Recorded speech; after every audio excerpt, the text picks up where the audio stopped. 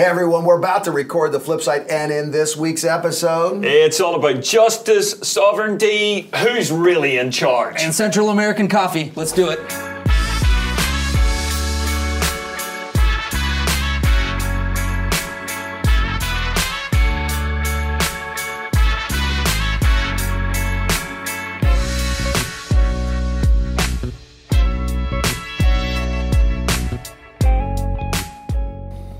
hello everyone, it's episode 5 of the flip side, and this week we're covering John chapter 19. We're going to talk about God's sovereignty in justice, what Jesus meant by "it is finished," and how that applies to our life. So welcome to the flip side. Got Andrew, got CJ here. We are.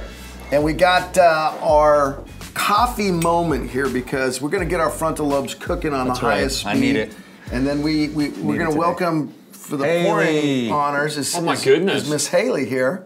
Haley and the pour-overs. Look at Haley. If you've been following the flip side, and I hope you have been liking, sharing, following, you'll know that Haley is the genius behind the camera, and she's making her first on-camera debut.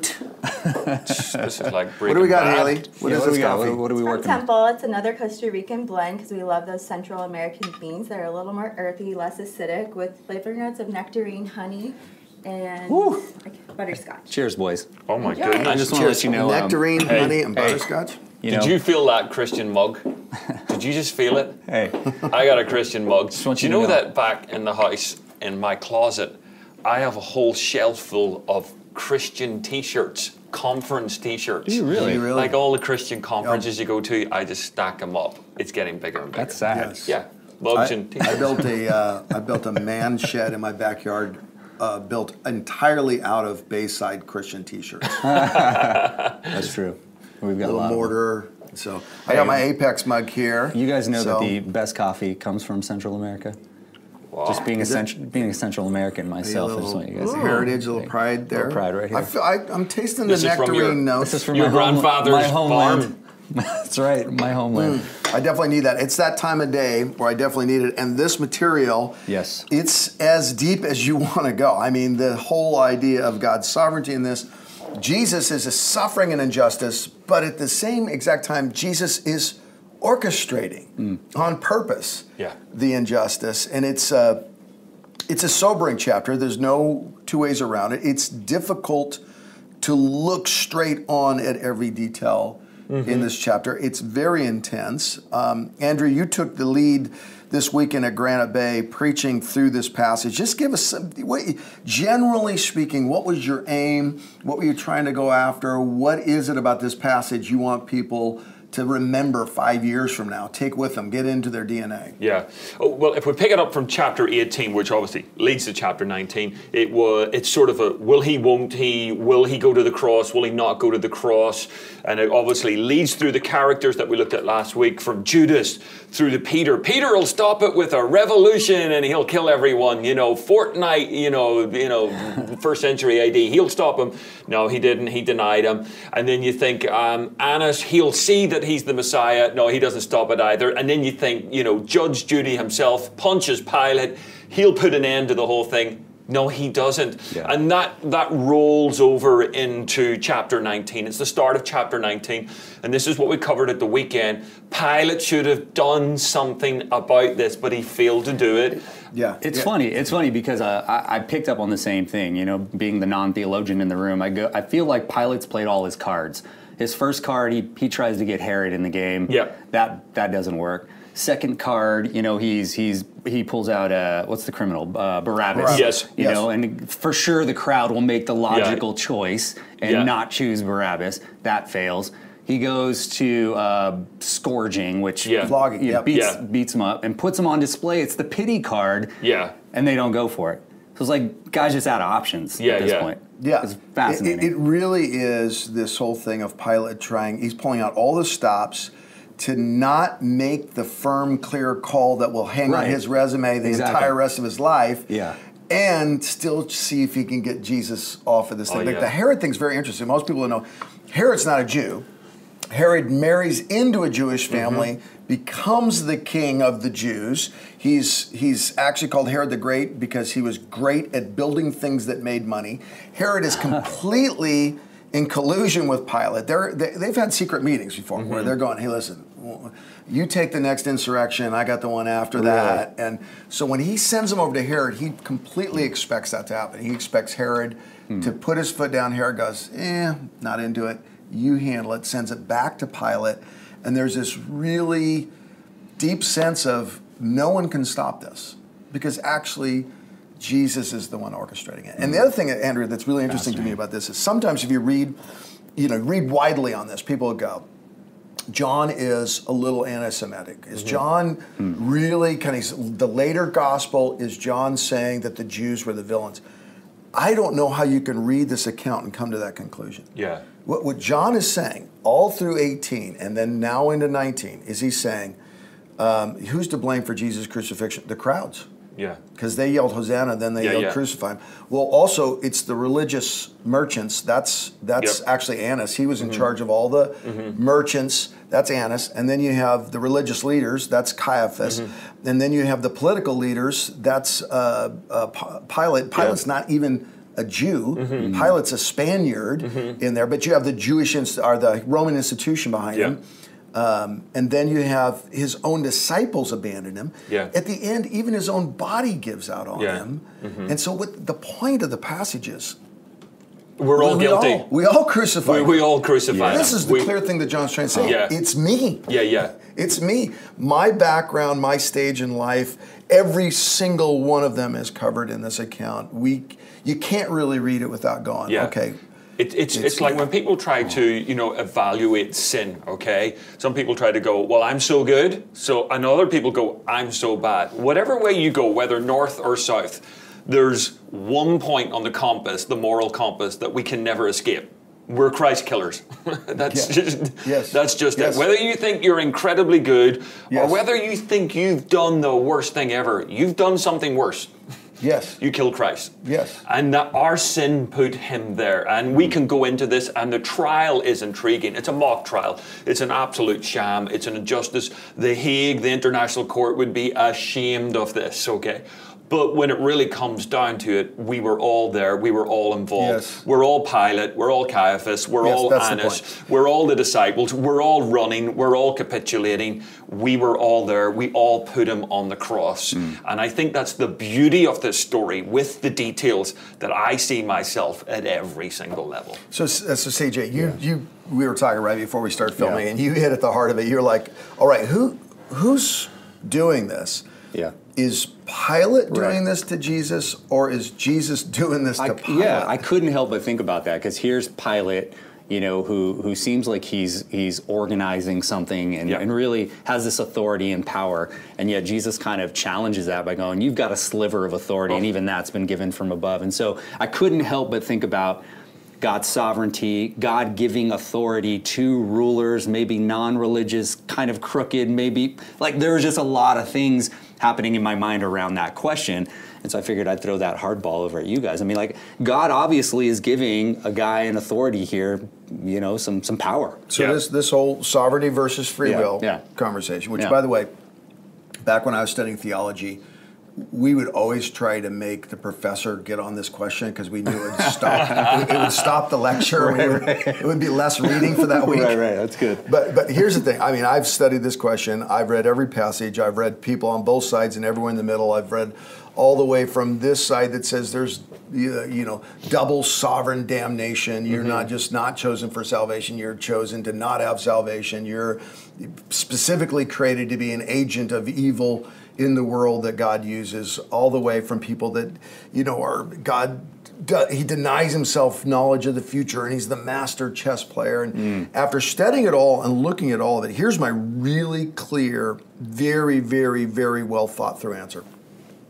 I don't know, CJ. I don't know. Hey, I appreciate that personally. And here's the reason I think mystery can be a cop-out in many areas of theology. Mystery can often be cited when you don't want to do the study or work or have a conviction. In the sovereignty of God versus the free will of man, Is God completely orchestrating this, and Pilate is just a robotic agent of God's sovereignty? Or does Pilate have culpability in this? Does Herod have culpability in this? The answer, I think, is yes. Yeah. I think definitely. it's yes. See, Jesus says to him, he said, you would have no power over me if it were not given to you from above. So I think what Jesus is saying here, that all authority belongs with God, that he is sovereign, but he delegates that to us. He gives that. We're accountable for the authority that has been given to us. So sovereignty belongs to him. But then, Andrew, could Pilate have made a different decision here? I think that ultimately Jesus would have died for the sins of the world, but he is ultimately responsible for his decisions. Did Pilate send Jesus to the cross? On a human level, he was part of it, but on the ultimate sovereign level, no, it was a God decision. So we could have got this thing where Pilate made the right decision, and then all of a sudden, Pilate gets hit by a slingshot from the audience. I think Pilate was trying to make the right decision. Yeah. I mean, I could see cases where even Jesus is going, you're less at fault than, some of the others.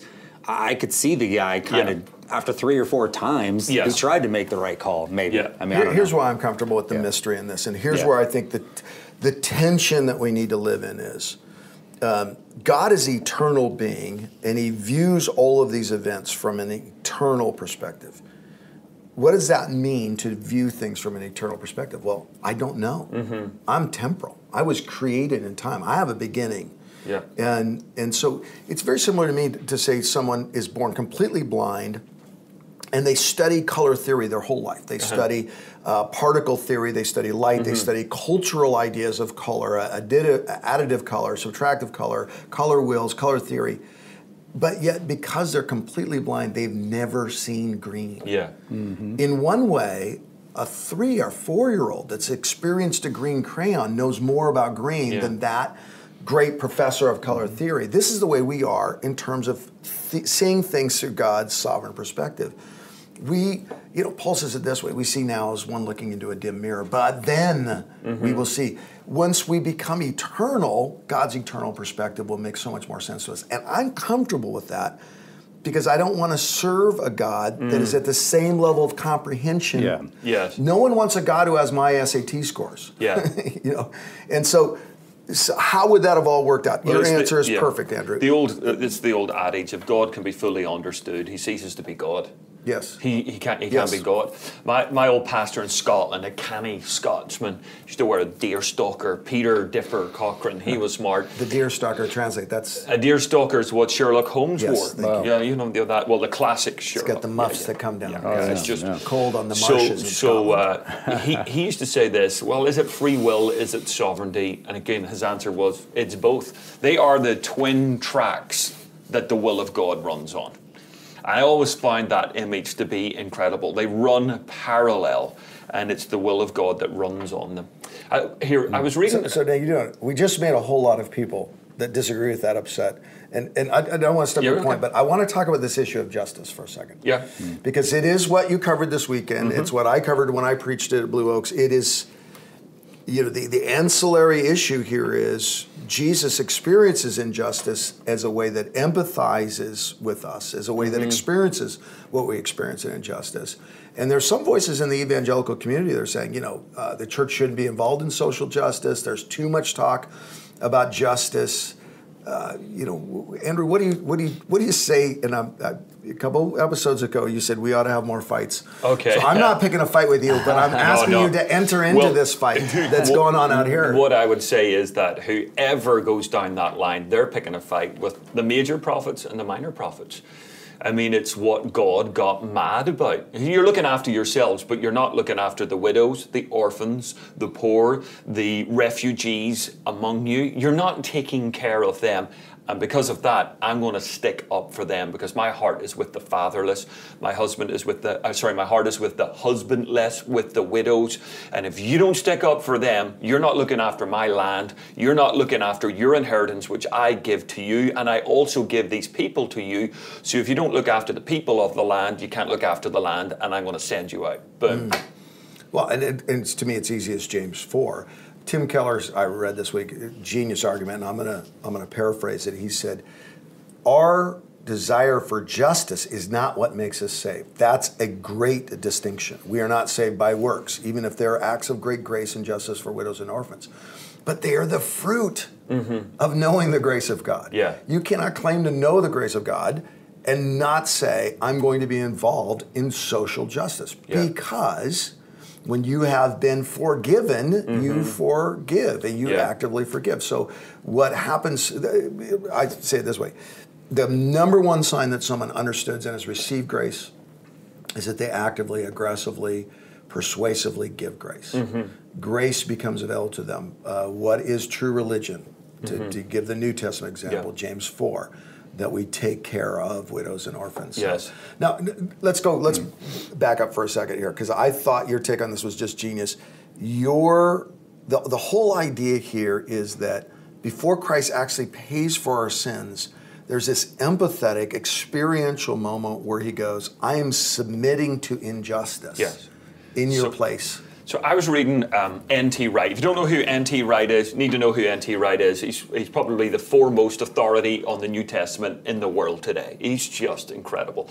Anglican bishop, but also a professor at St. Andrews University. Just incredible. Great accent. Your friend, you've met him. I've met him, and very nice man, to say the least. I know Haley. Yeah, he's incredible. So let me try and get this right. I was reading him earlier today, and it was pretty amazing what he was saying. So he was saying this.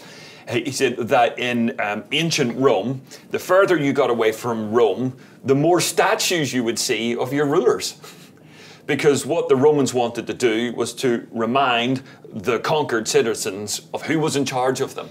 So they would create images of themselves, place them in strategic towns, cities, and also highways, so that when people would walk past, say, I've never met Pilate, I've never met Caesar, but that's the guy who's in charge of me. They have the authority. He said, for the Jewish mind, it all goes back to Genesis chapter 1. John and Genesis, massive connections between them. What did God do to put his image on earth? He created us.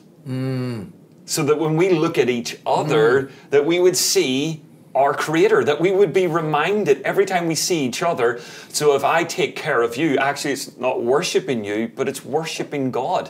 When I love you and I take care of you, and it's the big question, am I my brother's keeper? The first question ever asked of humanity. The answer is yes. So we are the image bearers, but also we speak of God's authority, that we're under submission. So what he says here with Pilate, and I think this is really interesting, Pilate has this great moment where he goes, here is the man. And it is suddenly everything that we lost of the image of God through sin is shown here in Jesus Christ, the perfect man. But it's not, here is the man, you know, muscles or here is the man who carries the thorns of creation on his head. Everything is put on him at this moment. But for God, he is the perfect image bearer. So for everyone else, he looks like a mess. But actually, it's like a presentation to God the Father. Here is that someone who has lived sinless his own life, and now he is the perfect sacrifice. He is the perfect image, and he's accepted by the Father. I thought that was interesting. No, it's deeply. It reminds me immediately of when Jesus was teaching about the taxes, and he said, should we pay taxes to Rome? In other words, should we submit to our occupiers? It was a political question, and Jesus held up the coin that had the reminder of who was in charge of them, Caesar on. He said, render unto Caesar what is Caesar's, render unto God. And the implication is, what has the image of God on it, which is you and me. In other words, don't ask the political question. Give yourself to God. You are an image bearer. It's so powerful. And probably the real image bearer, the source of authority, the carrier of authority at this moment in time is fully and absolutely submitted. He surrendered to the Father. He surrendered to the process. And it just flips the whole thought of hierarchy, authority, power on its head. It is restored in a broken Christ. What just strikes me about this passage is how often the mocking title king is put on him. and how just the irony of it and the complexity of the fact that they thought they were insulting him, they thought they were getting the last laugh, they thought this was the most humiliating thing they could say. Look at this broken, beaten, whipped, flogged, literally flesh removed from his back, his face swollen, his beard was probably plucked, he was beaten in a way he couldn't even flinch because he had the bag over his head, and they're saying, there's no way he could be a king, look at him. And yet, the spear that they end up piercing with him, he created. The cave they put him in, he hewn. The fabric was grown from the cotton that he created. Literally, he is the king and the king of all creation. And it's almost like this beautiful, beautiful irony of saying the truth out of lips that don't yet know it yet or don't yet believe it yet, and the injustice of that. So such a juxtaposition to, I think, what we tend to see in culture today. You know, like if you've got celebrity, if you've got clout, you're just not caught dead having a persona that suffers. You know what I mean? Or you better be wearing the right tennis exactly, shoes. man. You better look great. You know, it's interesting. I was thinking about this. Jesus experiences the injustice as a way of telling us every injustice you've experienced, I've experienced. He empathizes with the injustice. You know, there's two things that Pilate says here. He says, look, I'm bringing him out, but I find no charge against him. Hey, I'm going to make him available to you. I think you're wrong, he's innocent. And then he says, you take him and crucify him. There are no charges I find against him. And it's just the height of injustice that he's saying. There is no evidence, yet I'm going to let you do what you're going to end up doing to this guy. So Jesus, anyone who's ever had any injustice, this is clearly what Jesus is doing. What Jesus doesn't do here, though, is he doesn't escalate the injustice. I think this is where his experience and ours is different. He says every racial incident, every financial injustice, every wrong, every abandonment, you can identify with what Christ threw. But what Christ doesn't do is repay injustice for injustice. So what we do is we experience it, but then we actually escalate it. The victims become the victimizers. Jesus, like a lamb led to slaughter here, he receives it and completely submits to it. There's this beautiful thing where you read the passage and you go, wow, Jesus really understands what I've gone through. But Jesus isn't me. Jesus isn't me. And you had this little piece in owning responsibility for our faults in here, and I thought it was a really interesting logical leap, watching this empathetic, experiential Jesus, and then kind of going, but I have to look at my injustices different than his injustices. Oh, sorry, you want me to talk on that? That was mine. You're forgiven. Whatever, I was looking for more coffee. I was just hoping one of you would interrupt me. No, forgive me. No, I think this is the whole thing of where we constantly... Episode 5. Episode 5. The thing is... Haley, is Corbin here? Can we bring him Jason back. Kane? Can you play? Get him on the phone. Okay, to bring his guitar. No, I'm sorry. Keep going, No, you're good. going. No, we constantly see ourselves as the victim in this, as in, oh yeah, I've suffered injustice in my life. But there's aspects of my life where I'm never going to go to, we mentioned earlier, The Hague, because I'm guilty of international war crimes or things like this. But have I inflicted injustice on Isabel? Yes. By being a jerk. Have I not been a perfect father? Yes. Has there been injustice in my life? Have I been a perfect employer or boss with the co-worker, co-pastor, co-worker? We'll talk about you in a moment. But seriously, am I constantly delivering justice every single day of my life? No, I'm not. And I need to quickly take responsibility for that. And it starts with what we said at the weekend. It starts with repentance, a genuine, I am sorry about that. And we joked about it this weekend. And we said, the Apologetics Conference. What is the Apologetics Conference? Is it just a conference for men so they can learn how to say sorry? I mean, it's just, well, no, it's something. That wouldn't be a bad conference. Exactly. A lot of people would get on that conference. Yeah, it would be a long conference to try and teach me how to do that. Registrations are up. Yeah. So, but it really starts with repentance, just I am sorry. And then it moves to, well, you know what? It was my fault. My responsibility. I'm not just sorry this happened. It's my fault. I did take it.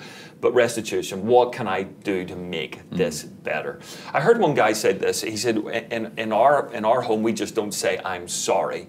It is followed up with, do you accept my apology? And what can I do to make this better? Because let's be honest, a lot of husbands are just looking for a quick fix. Sure. Yes. You know, like sorry is the key to let's move on. Chapter 2. Well, we've had this conversation with kids before. My kids will say, "I'm sorry." What they mean is, "Let's get this over with." Yeah, that's right. And I'll go as a dad. I don't know. I don't think you are sorry. Yeah. I think you want to move on. Yeah. There's a big difference. The mistake here is to only look at the empathetic side of this. And go, Jesus suffered injustice just the way I did. Yeah. But to take the moral, mature response and go, no, I am a perpetrator of injustice. Yes. It doesn't minimize the injustice that's been done to me, but it's the only morally mature way to actually move forward and respond to this. Is that so? CJ, I'm tempted to ask you now. Yeah. So what? I know. So we're talking a lot about sovereignty and justice. I was thinking about this whole thing, and maybe this gets edited out later or something if it's bad. But like, is this a blueprint for all injustices, or is this just a story, an example about a particular moment that we also can glean very good insights from? Mm-hmm. So, you know, does Jesus, I think there would be a lot of people who go like you said earlier, well, that's Jesus, and Jesus had a plan. But there are injustices that we do need to fight for, raise our voices for, resist, and how we do that maybe matters. But I don't know, maybe speak to, is this a blueprint for all injustices, or is this something different? That's interesting, actually. Well, it's a great question. I think one of the challenges of, there's two parts to studying Scripture. Just two parts. Yeah. What did the original readers intend, or what did the original readers understand, and what should I do about it? Mm-hmm. So the worst question you can ask about the Bible is, what does this mean to me? That's not a great question. A great question is, what does this mean, and what should I do about it? So I think we get in trouble whenever we try to go beyond what a passage means. So there is some danger in that question. Like, people want to see in the parables great symbolism. Right. You know, some of the early church fathers had great elaborate symbolism and all that stuff. I think direct and simple, what's the main point, is the safer, better, more orthodox, more personally life-transforming way to do it. So you go, what's this about? Yeah, it's about injustice. Is it about institutional racism in America this decade or this year even? We can learn some stuff about that, but we shouldn't learn those lessons and not go, this is about the fact that I am full of pride, lust, and greed. Yeah. And that the injustice of my behavior caused God to leave heaven, become fully a man, and pay the price. Every sin I've committed is eternal sin.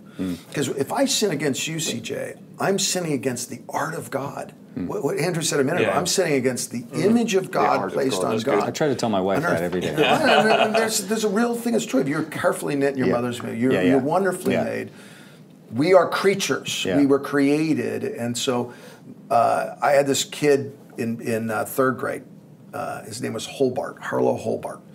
And during painting time, he hated painting. So he'd get bored, and he'd take a muddy handful of paint, he'd put it right on my picture and laugh and laugh and laugh. And this kid, I wanted to throttle him. Right. Because there's something about painting on someone else's painting. Every time we sin, we paint on the art of God. It's good. And what's happening here, the point about this is that choice caused God's justice to want to satisfy every injustice, and God's love to find a way to redeem us in that satisfaction. And that's why Christ That's good. That's why Christ Can I say one more thing on the injustice? I heard Miles McPherson, our friend Miles McPherson from Rock Church down in San Diego, he's just written a book and it's called The Third Option. I haven't read the book yet, I just heard about it. So he did this brief survey of the book and made it really applicable to every single person in the room. And it deals with division in America today and injustice. And he was so good the way he did that. And this is basically what he did. He said, we're going to go there today. And we're not going to point at the world out there and the authorities, and we're not going to point at a football game and what everyone's doing, whether you're standing or kneeling. Okay, I'm an Irishman lost in America. No judgment here, everyone. I'm just telling you what the guy said.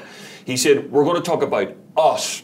Because none of us think that we are a racist. There wouldn't be one person in the Christian church who would go, of course I'm a racist. None of us would think we're racist. But we do have a bias. And if we don't deal with the bias sometimes in our life, that can actually run away and be like a racist in disguise. So I thought that was really good. Semantics there, playing on the words. Very clever. But this is what he said. There's going to be one person or one people group in this world that really does annoy you. There's going to be an image of someone that just makes you go, oh, see when that happens. He said, I want you to go right there, right now, in the deepest, darkest part of your soul. We're going to journey to injustice inside of you. Now go there. You know have you got the image right now? Can you see the image? Can you feel yourself annoyed? Now what is the label on that? What do you call that person? What is the label? What is the label? You got to label that. You do have a label. You need to be honest with yourself. And this is what he said. Right now, what God wants you to do, a just God wants you to do, is take whatever label you've put on that person and replace it with the label neighbor. Because if they're not your neighbor, you've just limited the love of God. It's very good. It's pretty good, isn't it? We should have Miles on the flip side. No. This is... Although, that whole thing with an Irish accent, it's even more powerful. It's just radical. And when you go there, it really... It's so biblical. The second you say it, it's so biblical. Yeah. It just aligns with the teaching of Jesus perfectly. Yeah. So, we're all made in his image. It's back to the image thing that I think that I can label anyone, anything, or zone them outside. And it was one of the things he said, you know, in zoning there's red lines, but in the kingdom there's not. Yes. There's just not. You cannot set up any red lines. Yeah. It can't happen. Again, I just think it's the order in which we take it. If you go, hey, we're going to start with this idea of justice, and you start there, it ends up in futility and division. If you start with the idea of my sin, my labels, my problem, there is something that's redemptive and beautiful that can happen where you can go, you know, from a place of real moral authority, go, hey, I want to solve the issue of racism. I want to solve the issue of social or financial injustice because I'm coming out of it as a forgiven person who's committed these very same sins. Who, you know, Galatians says, you know, if someone is caught in sin, confront them gently. Being careful that you do not commit the very same sins. If you don't come to this passage first as a sinner, I don't know if you can really learn the lessons of justice institutionally, culturally. But if you come as a sinner, I do think, CJ, there's great lessons in here for us to learn culturally. And certainly, if you fast forward to the book of Acts right after this, every tribe, language, nation begins to almost immediately in the church do what we can't even hardly fathom. The walls that were between them and accepted, agreed upon, not even fought against. This isn't the civil rights of the 1960s America. This is first century. All of a sudden, these walls, male, female, rich, poor, slave, free, deeply impactful economics, start to fall down in the church. Why? Because they said, all have sinned and fallen short of the glory of God. I was the one who crucified Christ. It was my hand that put the nail through his hand. That's the original meaning. That's where we got to start. Then out of that, all sorts of beautiful things can happen. I think what's quite radical about the passage is that it starts with the injustice of the trial, obviously, of Jesus. And it's a farce. It really is a farce. But it's that injustice and his, and I don't want to get us all over here, it's not what Jesus says at his trial. It's what he doesn't say. Yes. His silence is deafening. Yes. And that was the frustration of Pilate. Like, Pilate's going, help me get you out of this. Give me something. And Jesus going, you're only here because God put you here. Don't forget that, buddy. Yeah. That's about as much as he gives him. Yeah. But it's all of that injustice that leads to universal justice through the death of Jesus. And then something, this earthly mock trial is taken then to a global cosmic level. And all of history is suddenly brought to two pieces of wood, where God does business with God. That, for me, this whole penal substitution, the whole idea that on the cross it wasn't just a sacrifice, but there was something of a legal, it wasn't just sacrificial, it was legal as well. Yes. Something was satisfied in the heart of God. Justice was done in the midst of injustice. It's like, ooh, my head, it fries with my head. And that's the gospel. And no wonder, Paul turns around and says, the Jews just find it so gory, offensive. And the Greeks are like, oh, no, I can't get my head around this. This is no wonder, because it's incredible. Well, it's a stumbling block to the Jews because accepting the fact that God would be so personal, so intimate, so amongst them, they couldn't write his name, couldn't say his name. Yes. It's a stumbling block. And it's confusion to the Gentiles. And I'd say many people today, like, why do you have this God who had to die? Yeah. This, and it's so funny because what was written 2,000 years ago about Jews and Gentiles, all of us are in one of those camps. Yeah. We either go, I cannot believe God would actually do that, or the whole thing doesn't make sense. Now, it ends with this phrase.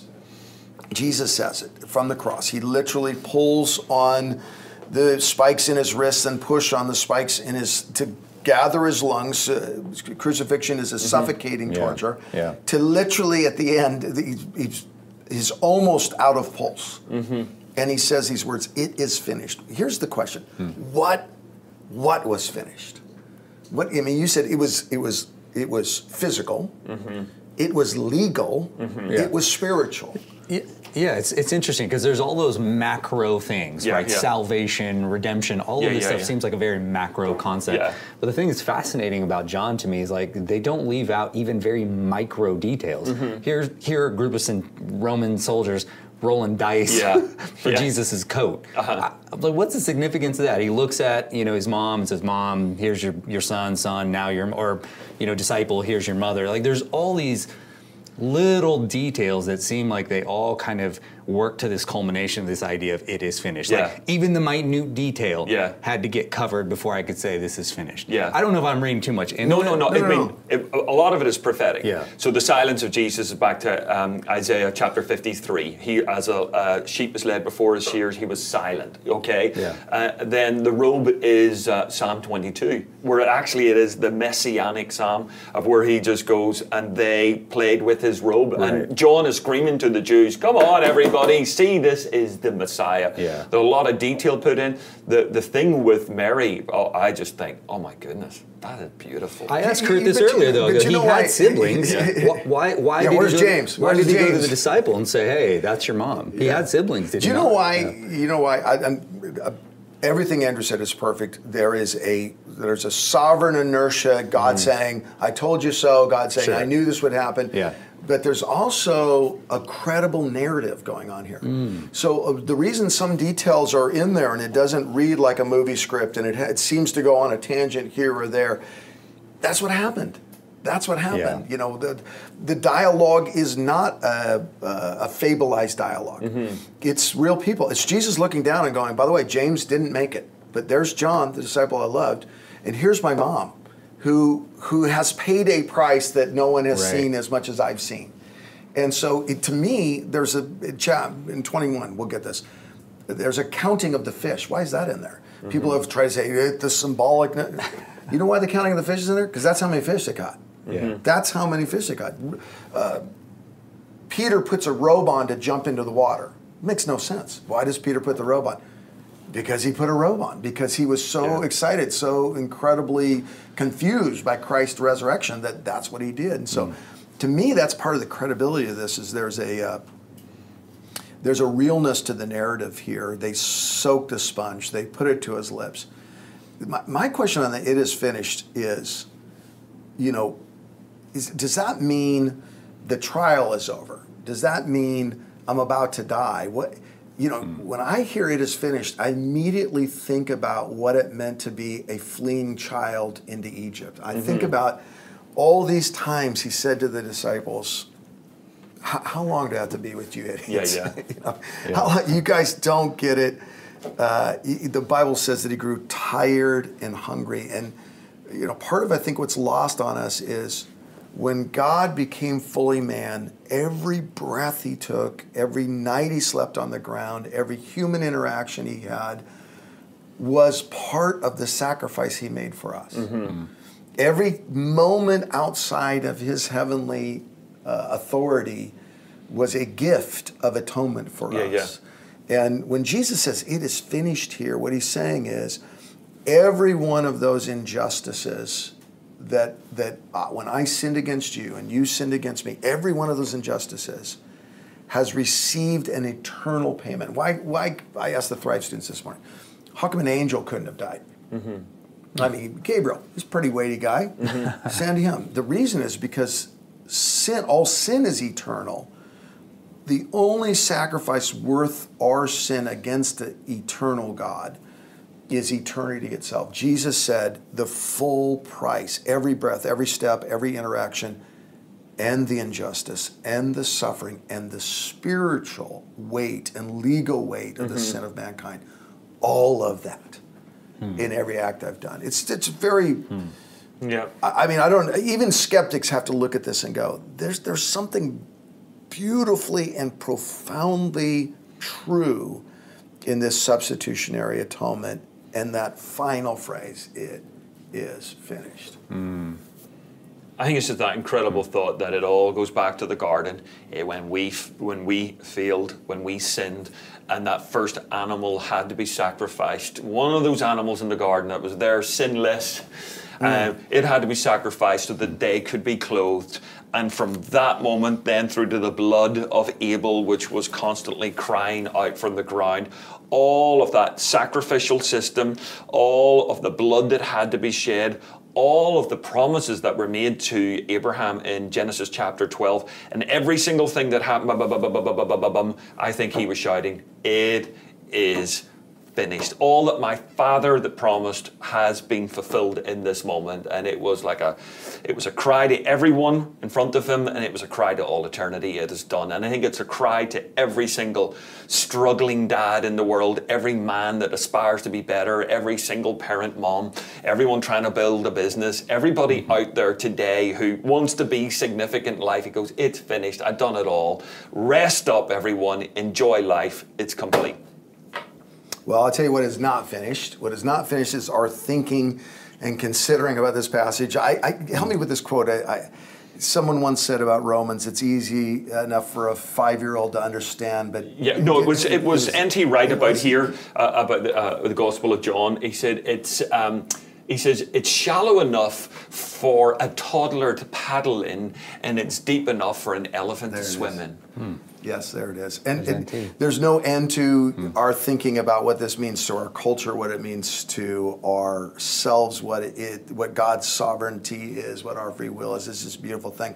Next week, by the way, it's going to get a lot more encouraging because we're going to talk about the resurrection. You know, what's funny is central doctrine of the church, we deal with it one weekend in March every year or April. It really deserves how it happened, the evidence behind it, the implications of it, the human dynamic of it. I love to talk about Thomas even in this.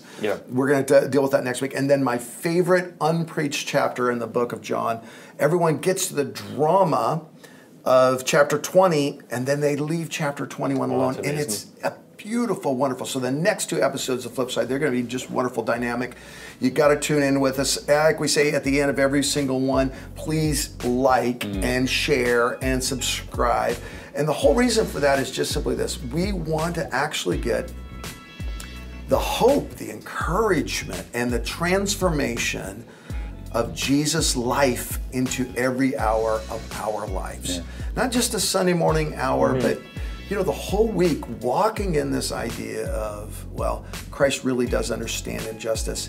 He paid the price and met the entire debt for me. He had me on his mind when he said it is finished. So please like, share, subscribe. Let's spread the word about the flip side. And we'll see you next week. Thanks, guys. Thank you.